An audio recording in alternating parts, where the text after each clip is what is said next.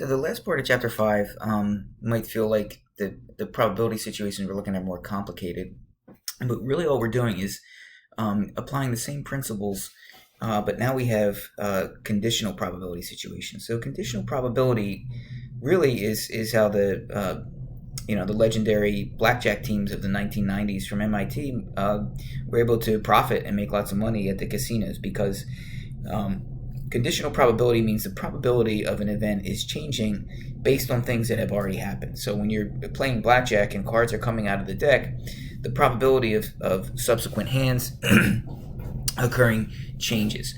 And these blackjack players were able to keep track of that and use, not really sophisticated math either, just a lot of memorization and following patterns. So I want to take what we've done previously and try to apply it in these more complicated situations. So I do want to jump over to our formula sheet real quick and look at the second formula. We looked at this one last week. That's our the probability of A or B. And here we have this conditional probability. This is the probability of A given that B has occurred. So I want to think about what this means for a second in the context of a Venn diagram. Okay? So we have that formula, the probability of A given that B has occurred. So sort of like, what's the probability we get an ace out of a deck of cards? Well, it's 4 out of 52. Well, what's the probability of getting an ace given that we already selected an ace and we did not replace? Well, now there's only 3 aces left out of 51. See that that's changing. So that's what this A given B means. And we take the probability of both of these situations happening, probability of A and B, okay, simply divided by the probability of B. Right? And then taking that right from this formula sheet here. So visually, if we can see what that would look like here, we have A happening here. We have B happening here. They're not mutually exclusive, so they can occur together in this overlap. That's the probability of A and B. So if I know that B has already occurred, well, that's why B becomes my world. See, they're telling me, look, B has already occurred. So my denominator now just becomes the probability of B. That's what we want to focus on and look at. My whole denominator is just where B has occurred, right? That's all I look at. Now, where does A occur? If the probability of A, given that B has occurred, it can only occur inside here. That's the only place it can happen. So we take the probability of their intersection of both of them divided by just the probability of B since we know it has occurred. So let's see if we can apply that rule to some examples and situations here. So here we have a two-way table, which we've looked at before, and we've said before we could turn this into a Venn diagram, right? This would be that football overlap there. 0.51 is where they would intersect. In fact, we did this exact example previously with our Venn diagram. But now we're going to ask some slightly different questions. What's the probability that a randomly selected household with a landline? So now, what becomes my world? Only the landline world. So they're telling me already that I know that this randomly selected household has a landline. So it's not the whole sample space. It's only people with a landline. What's the probability they also have a cell phone? So it's going to be 0.51 out of 0.6, right? In the Venn diagram, we have our cell phone. We have our landline. This whole landline area is 0.6, but where they have both is 0.51. So that means this is 0.09. And then we have 0.38 here. And then finally 0.02 living out here that doesn't have either. So they're saying to us right away, we know they have a landline. So I'm only going to live in this circle here, which is a denominator of 0.6. Okay? So 0.51 divided by 0.6 equals 0.85. Okay, so if we can take a lot of these situations and run them back to our Venn diagram, it may make them a lot easier for us. Right? So now we have a couple things happening. We have a segmented bar graph of the home ownership. And just to show us, these are people, if you remember the previous example, they had a high school graduation and then also not a high school graduation, and then the percentage of those who owned a home or didn't own a home. We're just looking at in a segmented bar graph situation. But the question we want to jump to here comes from some data that we get off the internet. 55% of high school students participate in an athletic team at some level. Okay, so that's the probability that they play high school sports. I'll just call it P of high school sports. Okay, that's 0.55. Then they say, and about 5% of these go on to play on a college team. So this is the probability that they play college sports, right? Given that they played a high school sport, right? It's only 0.05. So I already know that they played a high school sport. What's the probability they're going to play a college sport? So what is percentage of high school students play a sport in college, go on to play in the NCAA, or who play in high school, go on to play in college? So this is like our formula here, except it's not as explicit. We want the probability that they do both. We want this numerator, probability of A and B. Okay, so if you take that formula that we looked at previously, the probability of A given that B happens is the probability of A and B divided by the probability of B. We can quickly transform this with some basic algebra into what the probability of A and B would be. It's the probability of A given that B has occurred times the probability of B. I need both of those to occur. So I need B to happen. I need them to play in high school. And then I need them to play in college, given that they played in high school. So this is just a simple multiplication problem, right? So the probability that they did both would be 0.55, right? I need them to play in high school to start. And then, given that they played in high school, I need them to go ahead and also play in college. So very small proportion of people that are going to go and play on that next level. Now we're going to take a tree diagram. So again, I don't want to get overwhelmed or confused by the tree diagram, because depending on what way we look at it or how we piece this together, it can give us the same information as a Venn diagram. Show you what I mean here. So here we have a situation where Shannon either hits a snooze bar, we could probably all relate to that, or she doesn't hit the snooze bar. When she hits it, she's on time 70% of the time. Okay? When she doesn't hit it, she's just ready to go, she's on time 90% of the time. Those are conditional probabilities. But let me show you how this shapes up into our Venn diagram. So let's call the two events hitting the snooze bar and being on time. So we can see when she hits the snooze bar, she hits the snooze bar and she's on time. That's right here. Remember what goes into our Venn diagrams. This is 0.42. Okay? Now, we know she hits the snooze bar 60% of the time to begin with. So this whole S is 0.6, right? So that means outside of that, and we can see it right here as well. If this has to add up to 0.6, this would have to be 0.18. It means that she hit the snooze and she was late, so she wasn't on time. See? Okay.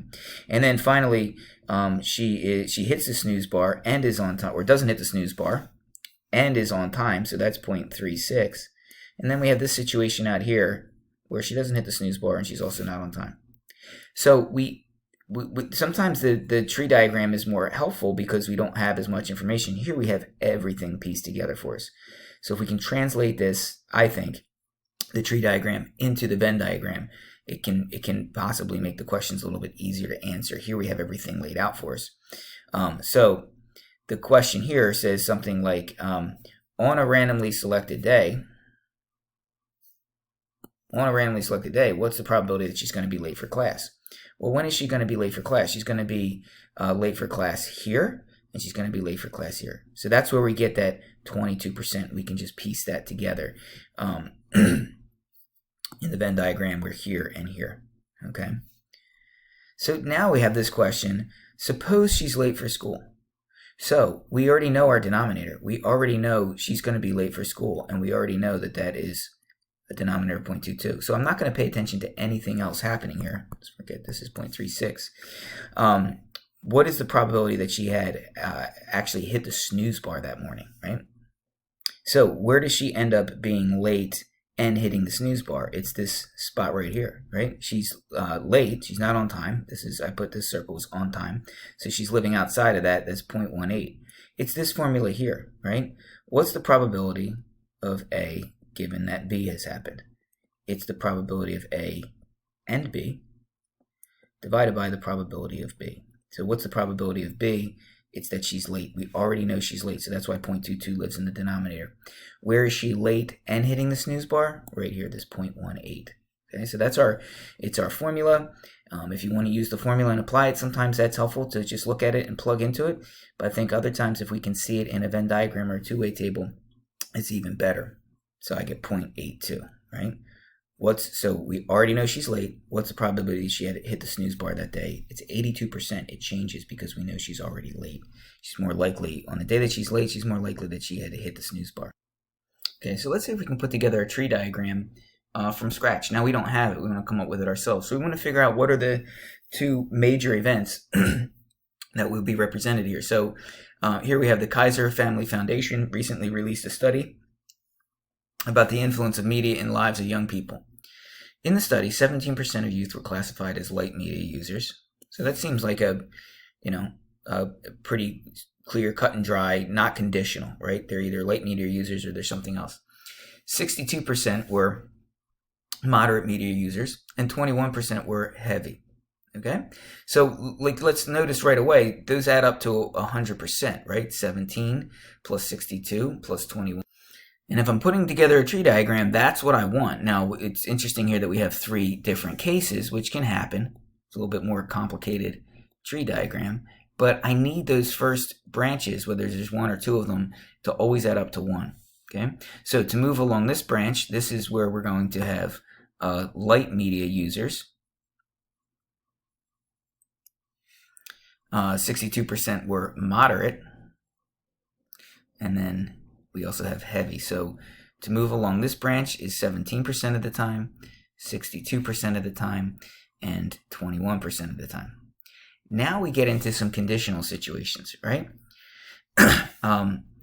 When we say of the light users, so I already know they're light users.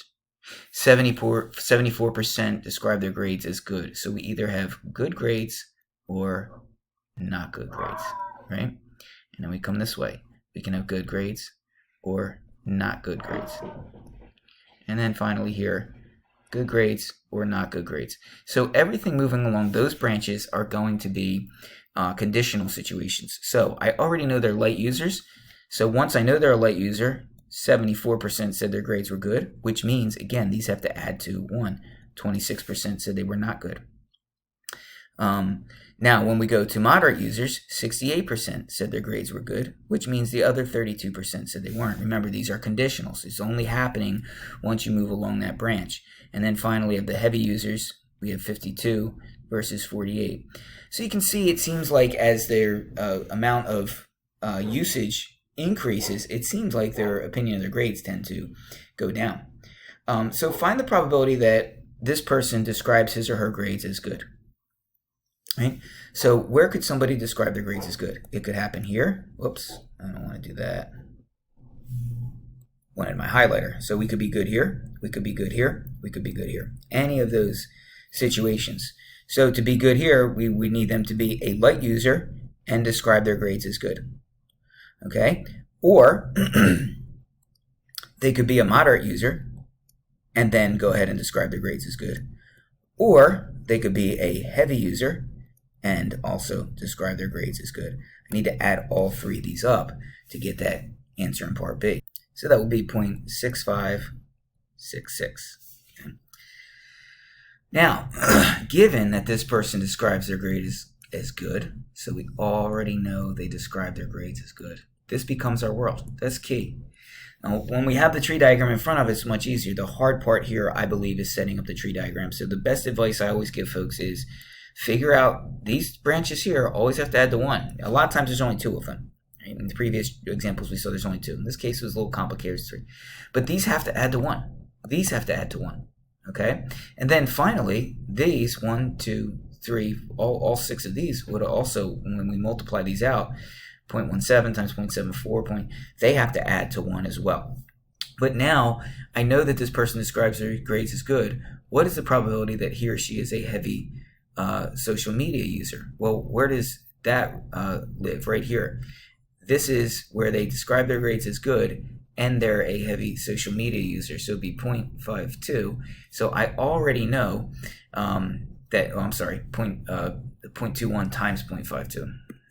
Okay, I already know that they describe their grades as good, right? So what's the probability that they're heavy social media users? It's right here. They have to be the product of these 2. So again, think about this formula.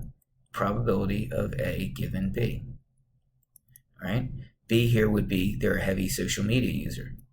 So we know that that lives in the bottom. what goes in the top is the probability of A and B. That's right from my formula sheet, right? Not making that up, it's right there on the formula sheet. So I took the probability of both of them, 0.21 times 0.52, divided by the probability that they are a heavy user of, or that they describe their grades as good. So that would be 0.166. Right? So again, like we said, a lot of this is sometimes going to feel like reading comprehension, making sure we understand the question that they're asking us first and foremost. Right? So here, this is a relevant situation now as we're looking for vaccines and people testing positive for a virus or not testing positive for it, and also whether or not a vaccine works, right? Testing in these clinical trials, is this vaccine really going to be effective? These are questions that are really, really relevant to us right now. So many employers require prospective employees to take a drug test. A positive result on this test indicates that the prospective employee uses illegal drugs. However, not all people who test positive actually use drugs. 4% of prospective employees use drugs. Okay, so this is helpful. Right away, we know this is the probability that they use drugs. So I'm going to call that probability of D. That's the probability they use drugs. It's 0.04. There's no conditions, no strings attached to that whatsoever, which means the complement to that, I'll write that down right away as well, is 0.96. Okay, so the false positive rate, now this is conditional. False positive means that, so how do I articulate that 5%? It means that they don't use drugs, right? But they test positive. So it's a probability that they test positive given that they actually don't use drugs, right? It's a very specific value there, right? So a false positive means that they tested positive for drugs, but they actually don't use drugs. They still test positive for them, okay? And then we have the false negative, 10%. Well, false negative means that they actually do use drugs. So we're given that they use drugs, but they did not test positive. Okay, so I'm using that language of probability, and these are conditionals. These would live off of a branch on our tree diagram. So randomly selected prospective employee tests positive for drugs. So we're given that they test positive. Okay, what's the probability they actually took drugs? So we want the probability that they took drugs given that they tested positive. Can we answer that from what we have here, right? So I'll go right to the formula sheet. We know that this would be the probability of both of them, that they take drugs and test positive. Oops.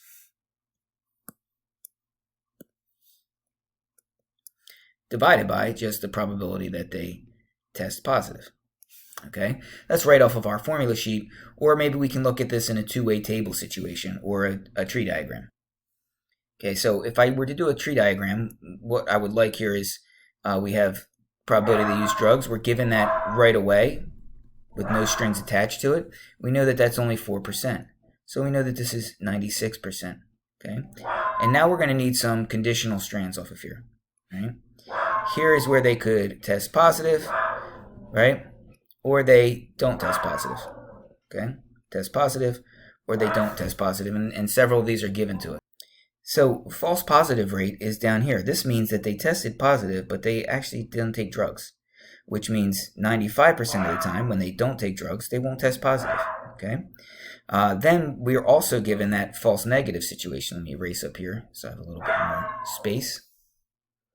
Okay, false negative means that they took drugs, but they didn't test positive for drugs. So that happens, don't want my eraser there, 10% of the time.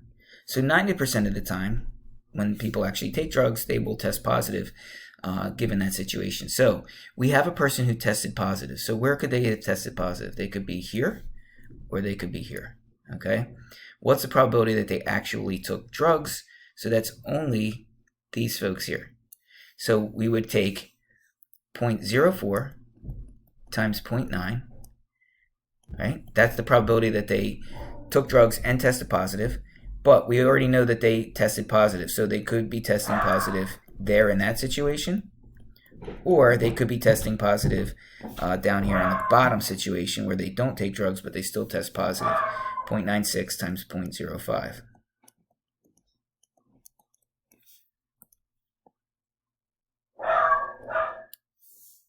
So watch your order of operations there, right? But that would be 0.4286 in that situation.